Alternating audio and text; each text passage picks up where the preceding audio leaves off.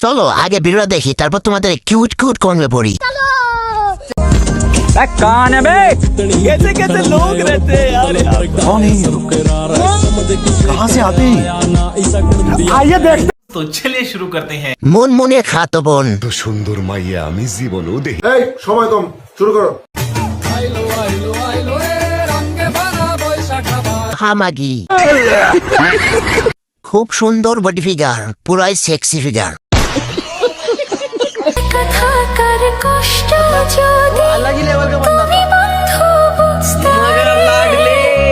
বন্ধু কেমনে আসবে রে, তালার তলে পড়লে বন্ধু শেষ রে। কেমনে এত বড় বড় একটা অস্ট্রেলিয়া গায়ে আমার। হ্যালো গাইস, আসসালামু আলাইকুম। সকালবেলা ঘুম থেকে উঠে দেখি আমাদের পুকুরের এই অবস্থা। পানি অনেক কমে গেছে। तो चलिए शुरू करते हैं। জাম্বুরা দুইটা বড় বড়। পানি কমলেও আফা আপনার পানি কমবে না। कौन है बे? कैसे कैसे लोग रहते हैं यार।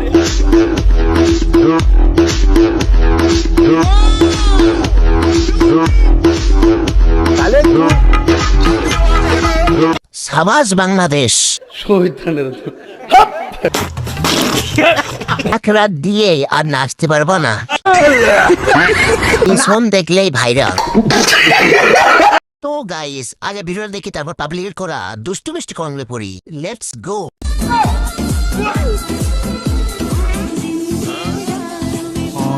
এরকম একটা মেয়ে যদি আমার ব্যাটার বউ হতো।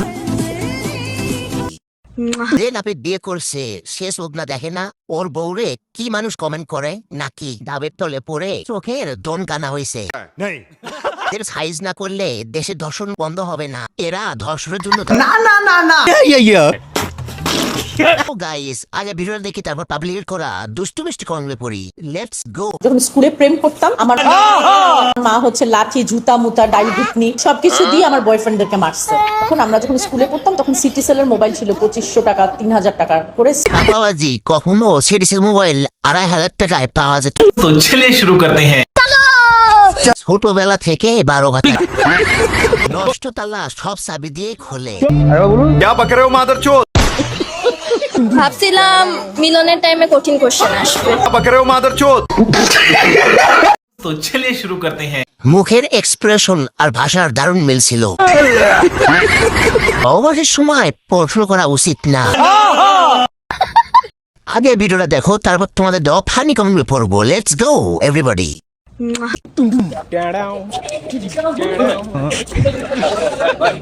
मतलब वो अलग ही लेवल का बंदा था।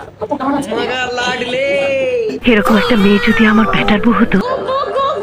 तो चलिए शुरू करते हैं। আমরা মানে বুঝে গেছে কোথায় ফোকা দিতে হবে। আজকে man of the match cameraman.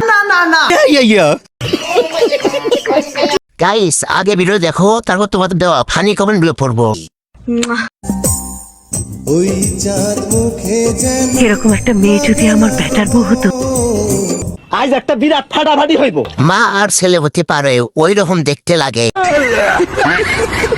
তো গাইস আগে ভিডিওটা দেখো, তারপর লেজেন্ডের দেওয়া ফানি কমেন্ট গুলো পড়বো। গিটার শেখানোর নামে আমি তার বাসায় গেছি, বাট কোনো গিটার শেখানো হয়নি। তার বাসায় ইনভাইট করে দেন রেপ করে আমাকে। অবশ্যই সে রেপ করে এবং তার যখনই নিড মনে হতো সে বিভিন্নভাবে নিয়ে বিনিয়ে আমাকে নিয়ে আসতো। বারবার রেপ হইতে যাইতেন। গিটার বাজাচ্ছে শুধু, তবলা বাজাইছি সেটাও বলো। হেতি মনে হয় খুব মজা পাইছে প্রথমবার, তাই ঘন ঘন যাইতো।